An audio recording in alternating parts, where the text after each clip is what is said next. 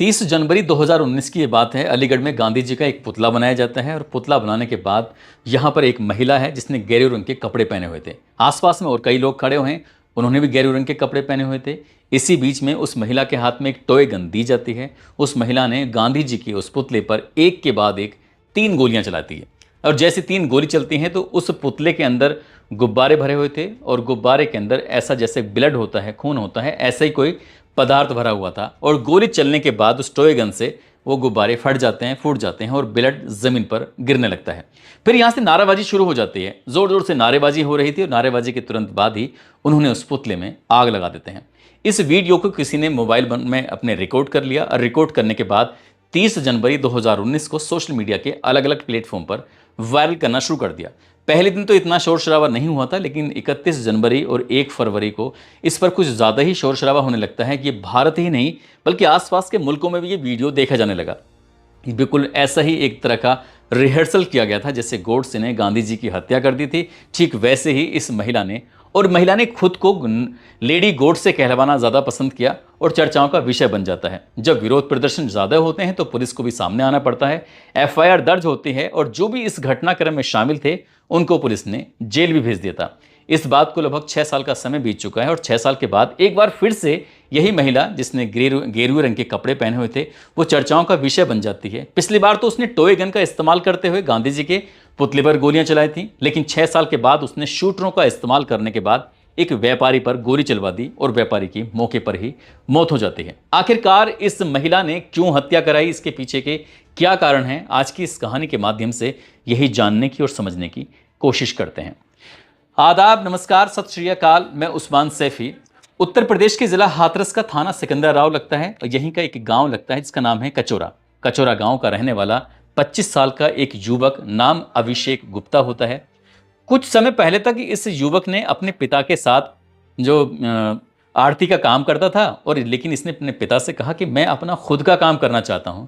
इसके लिए उसने उत्तर प्रदेश के जिला अलीगढ़ में एक थाना लगता है रोराबर, और रोराबर थाना क्षेत्र में इसने एक टीवीएस का शोरूम डाला। वहां पर बाइकों की बिक्री वगैरह करना शुरू कर देता है, लेकिन अक्सर क्योंकि अभी नया नया शोरूम बना है तो इसलिए अपने पिताजी को, जिनका नाम होता है नीरज गुप्ता, साथ ही चचेरा भाई शिवांग गुप्ता, उनको भी साथ लेके जाता है।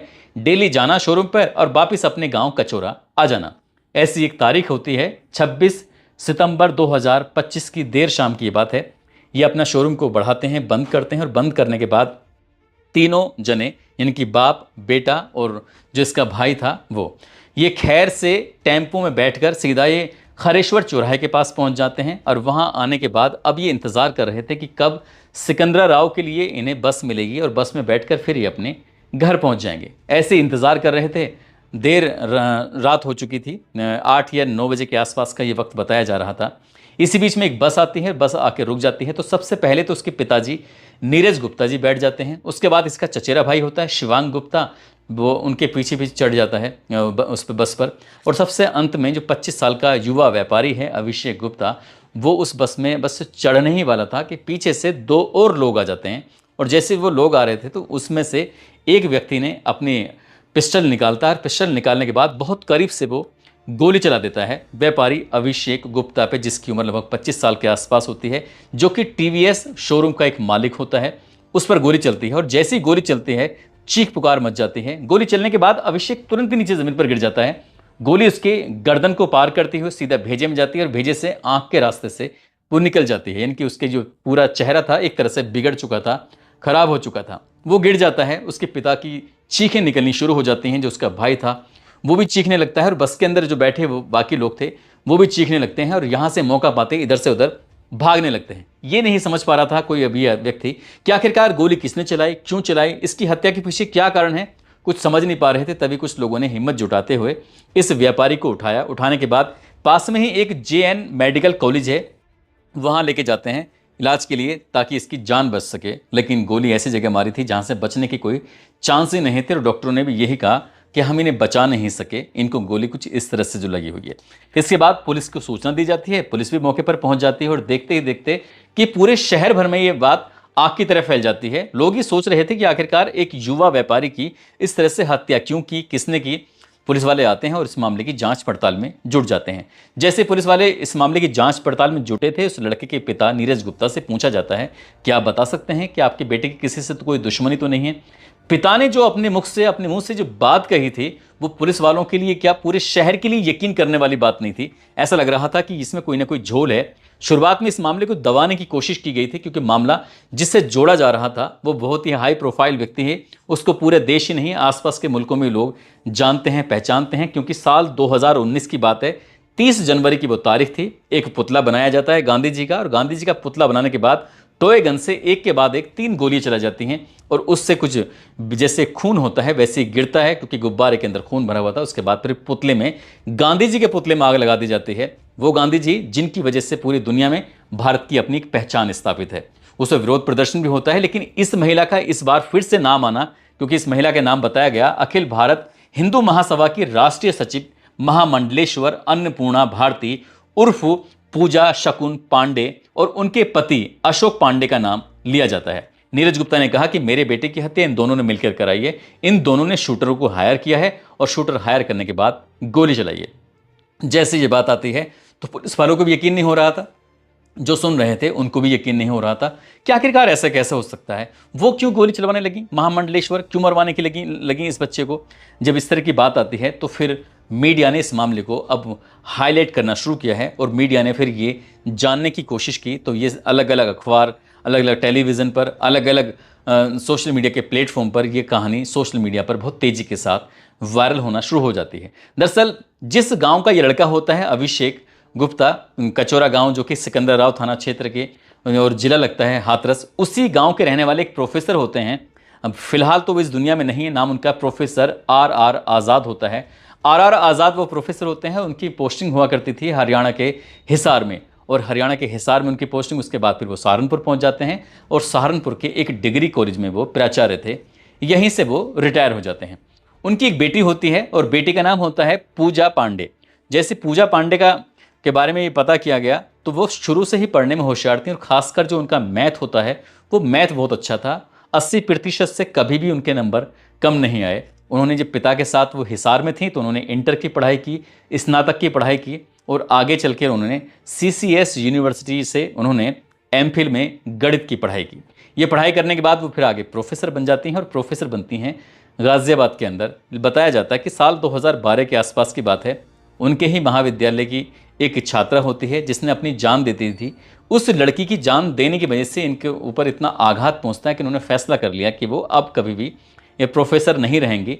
वो एक दूसरे रास्ते पर निकल पड़ती हैं, और दूसरे रास्ते पर निकलने के लिए इन्होंने इसी बीच में, उससे कुछ आगे पीछे की बात है, जब ये गाज़ियाबाद में प्रोफेसर थी तब मैनपुर की किशनी एक कस्बा लगता है, वहाँ के रहने वाले अशोक पांडे से इन्हें प्यार हो जाता है, मोहब्बत हो जाती है। और इस बात को लेकर परिवार ने ऐतराज़ भी किया था, लेकिन बाद में जब देखा उन दोनों को तो फिर परिवार ने भी इनके प्यार को स्वीकार कर लिया था। इन्होंने प्रेम विवाह करके एक दूसरे के साथ रहना शुरू कर देती हैं।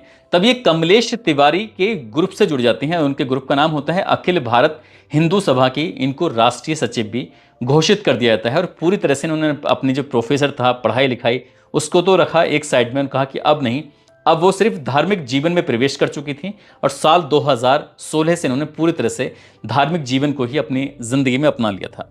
अलीगढ़ में आ जाती हैं। हालांकि जो इनके पिता थे, रिटायर होने के बाद वो जौहर विश्वविद्यालय रामपुर में कुछ दिनों तक वो PVC रहे थे। उसके बाद वहाँ से रिटायर होने के बाद अपने अलीगढ़ में जाते हैं, और अलीगढ़ में आने के बाद B दास कंपाउंड में अपना एक घर बनाया जाता है। वहीं पर इनकी बेटी भी साथ रहना शुरू कर देती है, और यहाँ पर उनकी बेटी ने अब गेरुआ रंग के जो कपड़े थे वो धारण कर लेती हैं, और एक तरह की जैसे साध्वी होती हैं, इसी तरह से उन्होंने साध्वी बन जाती हैं।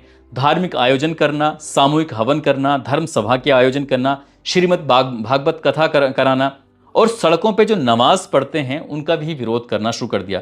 आए दिन कोई ना कोई विवादित ऐसे बयान देती थी, और बयान देने की वजह से ये चर्चाओं में आना शुरू हो जाती हैं। और साल 2019 में जब गांधी जी के पुतले पर उन्होंने गोली चलाई थी, तब से ये और ज़्यादा चर्चाओं में जाती हैं। हर कोई इनके बारे में जानने भी लगता है। इनको 2 बच्चे भी होते हैं। एक बेटा जो आज की तारीख में 10वीं क्लास में पढ़ रहा है, और दूसरा बेटा इनका 8वीं क्लास में पढ़ रहा है। ठीक है, ऐसे ही एक इनके गांव कचौरा का एक बालक होता है जिसका नाम अभिषेक गुप्ता होता है। अभिषेक गुप्ता के जो पिताजी होते हैं नीरज गुप्ता, उन्होंने अपने बेटे को इनके घर पे भेजा था, क्योंकि इनके घर पे पढ़ाई का माहौल बहुत ज़्यादा बढ़िया था। ये बात थी साल 15 की। उन्होंने कहा कि बेटा तुम अलीगढ़ चले जाओ, जो मेरी बहन है, क्योंकि वो उन्हें अपनी बहन बोलते हैं, पूजा पांडे जी को, तो उनको बहन बोलते हैं कि आप मेरी बहन के यहाँ चले जाओ। और उस वक्त अभिषेक गुप्ता वो छोटे थे, उन्होंने वहीं रहकर इंटर की पढ़ाई की, वहीं रहकर उन्होंने बीए की पढ़ाई की, वहीं रहकर उन्होंने एलएलबी की। और जब एलएलबी कंप्लीट कर लेते हैं तो पंजाब के एक इंस्टीट्यूट में उनका एडमिशन एमबीए में भी करा दिया जाता है। लेकिन इसी बीच में साल 2024 की बात है, दिसंबर का महीना था, अभिषेक गुप्ता का जो छोटा भाई होता है आशीष, उसकी शादी होती है। और जब शादी होती है तो ये बात लोगों को बड़े अचरज में डाल रही थी, आश्चर्य में डाल रही थी। जैसे कपड़े अभिषेक गुप्ता ने पहने हुए थे पिंक कलर के, ठीक वैसे ही महंगे कपड़े पूजा पांडे जी ने भी पहने हुए थे। अब तक तो वो गेरू रंग के कपड़ों में दिखाई देती थी, लेकिन इस शादी समारोह में वो कुछ इस तरह से दिखाई देती हैं। तभी पूछा भी जाता है, इसी बीच में ये लड़का अपनी माँ से कुछ बताता है कि मुझे बार बार ब्लैकमेल किया जा रहा है, मुझे परेशान किया जा रहा है। तभी यहाँ से वो अपने माँ को जब पूरी कहानी बताता है, इन दोनों के नज़दीकी रिश्ते बन जाते हैं। ये दोनों कहीं ऐसा बताया जाता है कि एक दूसरे के बहुत करीब आ जाते हैं। जब करीब आ जाते हैं और वो लड़के को ब्लैकमेल भी करना शुरू कर दिया जाता है। जब पिता से, जब मीडिया वालों ने ये बातचीत करने की कोशिश की, तो पिता ने ये सारी बातें बताना शुरू कर दिया था कि उनके बेटे को ब्लैकमेल किया जा रहा था। एक बार 3 लाख रुपए लिए, एक बार 2 लाख रुपए ले लिए जाते हैं। साथ ही उनके बेटे ने, ये अगस्त का महीना था, खैर में टीवीएस की एक शोरूम खोला, जो जहां बाइक वगैरह बेची जाती हैं। तो इसी बीच में उसमें शोरूम में अपनी हिस्सेदारी करना चाहती थी महामंडलेश्वर, कि मैं भी तुम्हारे उसमें हिस्सेदारी करना चाहूँगी। जो पति थे वो भी यही चाहते थे, लेकिन इस बात को लेकर लड़का तैयार नहीं था और लड़के ने बातचीत करना पूरी तरह से बंद कर दिया। यानी कि अब उसने लगातार दूरियां बनानी शुरू कर दी और जो इनका नंबर था, मोबाइल नंबर, उसको भी ब्लैक लिस्ट में डाल देता है ताकि बातचीत ना हो। इसी बीच में इनके बीच में एक दरार सी उत्पन्न हो जाती है, और दरार उत्पन्न हो जाती है तो दूरियां बढ़ने लगती हैं। कहीं ना कहीं ये भी एक बात का जिक्र लगातार चल रहा है कि उस लड़के का और इनका दोनों का एक ऐसा वीडियो है, एक है या उससे ज़्यादा है वीडियो फोटोग्राफ, जिससे जो समाज में अगर सामने आते हैं तो इससे बिल्कुल इमेज को बहुत ज़्यादा बट्टा लग सकता है, इमेज बहुत ज़्यादा ख़राब हो सकती है। इस तरह की बात भी सामने आ रही है। लेकिन अभी तक, जब तक हमने खबर पढ़ी है, अभी तक ऐसी कोई वीडियो सामने आती नहीं है।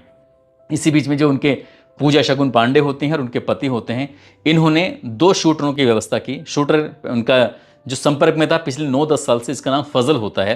जो फजल के संपर्क में आते हैं, फजल आसिफ से बातचीत करता है, और आसिफ से बातचीत करता है तो उनको एक टारगेट दिया जाता है, उनको फ़ोटो दिखाया जाता है, कहा जाता है कि तुम्हें इसका मर्डर करना है, इनकी हत्या करनी है। और ये बात तब आती है सामने जब पुलिस तक बात पहुँच जाती है, और उस मरने वाले यानी कि अभिषेक के छोटे भाई की तहरीर के आधार पर 4 लोगों के खिलाफ एफआईआर दर्ज कर ली जाती है, जिसमें महामंडलेश्वर होती हैं पूजा शगुन पांडे, उनके पति होते हैं अशोक पांडे, और 2 अज्ञात में जो पुलिस ने जब जिसमें जांच पड़ताल करना शुरू किया है, सीसीटीवी कैमरे खंगालना शुरू किया है, तो सीसीटीवी कैमरे के माध्यम से पता चलता है कि एक फजल नाम का शूटर है जो साथ में था उस दिन। फजल को गिरफ्तार किया जाता है, और गिरफ्तार करने के बाद जब उससे बातचीत की जाती है तो उसने स्वीकार कर लिया कि जी 3 लाख रुपए में बात तय हुई थी, फोटो दिखाया गया था, और फोटो दिखाने के बाद उसे ये तब तक नहीं पता था, उसे लग रहा था कि शायद धमकाना है, डराना है, लेकिन उसे ये नहीं पता था कि ये मार दिया जाएगा। 1 लाख रुपए एडवांस दे दिए जाते हैं। 1 लाख रुपए में से 20,000 रुपए तो ये अपने पास रखता है, जिसका नाम फजल होता है, और जो आसिफ होता है उसको 80,000 रुपए दे दिए जाते हैं। और वो 2-3 बार उन्होंने रैकी की, और रैकी करने के बाद वो तारीख आती है 26 सितंबर 2025 की देर रात की बात है, जब ये खैरेश्वर की पास में थे चौराहे पर, वहाँ से बस के लिए इंतज़ार कर रहे थे, जो सिकंदर राव के लिए बस जाती है। इसी बीच में इन्होंने अपनी जो बाइक होती है वो सनसाइन स्कूल है उसके पीछे खड़ी कर देते हैं, और वो इंतज़ार कर रहे थे कि जब ये गाड़ी में बैठेंगे तो मौका पाते तभी गोली चला दी जाती। इसलिए उसने, आसिफ ने मौके की तलाश में था, और वो बिल्कुल पास में जाता है। पास में जाने के बाद सिर पर इतने नज़दीक से गोली मारता है कि गर्दन और उसका भेजे और आँख को पार करती हुई गोली निकल जाती है, यानी कि अभिषेक गुप्ता की मौके पर ही मौत हो जाती है। पुलिस की जांच पड़ताल में ये बात तो क्लियर हो जाती है कि पूजा शगुन पांडे और उनके पति अशोक पांडे ने 2 शूटरों को हायर किया, और हायर करने के बाद इस घटना को अंजाम दिलवाया था। पुलिस ने फजल को भी गिरफ्तार कर लिया, और जो उनके पति होते हैं अशोक पांडे, उनको भी गिरफ्तार कर लिया, और उनकी गिरफ्तार करने के बाद पुलिस ने इस घटनाक्रम का खुलासा भी किया है। लेकिन जो मेन शूटर था जिसने गोली चलाई थी, न तो पुलिस के हाथ वो लगा हमारी खबर के पढ़े जाने तक, और इस खबर को हम जो पढ़ रहे हैं वो 3 अक्टूबर 2025 को पढ़ रहे हैं, तो ना तो वो जो शूटर था मेन मुख्य जिसने गोली चलाई थी वो मिला, और ना ही जो महामंडलेश्वर होती हैं पूजा पांडे, ना वो मिलते हैं। पुलिस का ये भी बताया जाता है, दावा है कि जब वो पकड़े जाएंगी, गिरफ्तार की होंगी, तो उनके गिरफ्तार होने के बाद तब हो सकता है कि इस केस से कुछ नई चीज़ें निकल के सामने आ जाएं। परिवार के लोगों से जब पुलिस वालों ने या फिर मीडिया ने बातचीत करने की कोशिश की तो उन्होंने कहा कि इन दोनों के बीच में संबंध बन गए थे और संबंधों की वजह से ही लड़का दूर जाना चाहता था, उससे शादी का कहीं ना कहीं दबाव था। जब वो दूर जाने की कोशिश कर रहा था तो ये नहीं चाहती थी कि वो दूर जाए, बल्कि वो उसके साथ जुड़ना चाहती थी और उसके टीवीएस के शोरूम में भी उसके साथ जुड़ना चाहती थी। फिलहाल पुलिस अभी इस मामले की जांच पड़ताल में जुटी हुई है और चार्जशीट लगाकर पुलिस का कहना है कि इसमें कम से कम समय में सजा दिलाने की कोशिश की जाएगी और जो भी इसमें आरोपी हैं, जितने भी लोग हैं, उन्हें किसी भी कीमत पर बख्शा नहीं जाएगा। पुलिस का कहना है कि देर हो सकती है लेकिन अंधेर नहीं होगी, देर से बेर वो जल्दी ही पकड़े जाएंगे। दोस्तों, इस पूरे घटनाक्रम को सोने का उद्देश्य किसी को परेशान करना नहीं है, किसी का दिल दुखाना नहीं है, बल्कि आपको जागरूक करना है, आपको सचेत करना है और आपको बताना है कि जो कानून है वो सबके लिए समान है। अब चाहे कोई देश का प्रधानमंत्री हो, चाहे वो राष्ट्रपति हो, या फिर कोई आम आदमी हो, या फिर किसी धर्म से जुड़ा हुआ कोई विशेष व्यक्ति हो, कानून का जो उल्लंघन करता है उसके लिए कानून फिर अपने हिसाब से काम करना शुरू कर देता है। जाते जाते जितेंद्र रोहिला हैं, सतना के रहने वाले सनी दोहरे हैं, अररिया से राजा हैं, गोरखपुर से आरव सिंह हैं। आज इनका जन्मदिन है, इनको जन्मदिन की ढेरों शुभकामनाएं, बहुत बहुत मुबारकबाद। और कुछ लोगों ने नाम लेने की अपील की है। मोहम्मद लुकमान हैं, मोहम्मद जुनैद हैं, पिंकी गर्ग, गौरव तिवारी, कृष्णा देव, सौरभ पांडे, मोहम्मद रऊफ, नाजरीन खान, मुश्ताक शेख, विक्की पंडित, सूरज सिंह, गोविंद कुमार, कयूम अंसारी, गुलाम वारिश, अशोक कुमार, मनोज मौर्य, देवराज सिंह, सुमित गुप्ता, मुन्ना सिंह। आप सब लोग अपना ख्याल रखें, सुरक्षित रहें। जय हिंद, जय भारत।